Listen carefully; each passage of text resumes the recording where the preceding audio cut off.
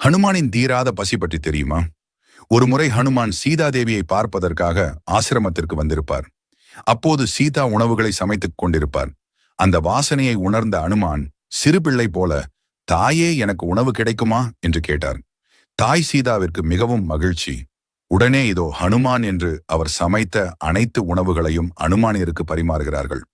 எவ்வளவு உண்ணாலும் அவருக்கு பசி தீரவில்லை. சீதாதேவியும் சமைத்துக் கொண்டே இருக்கிறார். இருந்தாலும் அனுமானுக்கு பசி அடங்கவில்லை. இறுதியாக சமையல் அறையில் இருக்கும் அனைத்து உணவுகளும் தீர்ந்துவிட்டது. சீதாதேவி என்ன செய்வது என்று தெரியாமல் ராமரிடம் சென்று முறையிடுகிறார்கள். ஸ்ரீராமர் ஒரு துளசியை அரைத்து பாலில் போட்டு அனுமானுக்கு கொடு என்றார். சீதாதேவியும் துளசி கலந்த பாலை அனுமானுக்கு கொடுக்கிறார்கள். உடனே ஹனுமானின் பசியும் தீர்ந்துவிட்டது.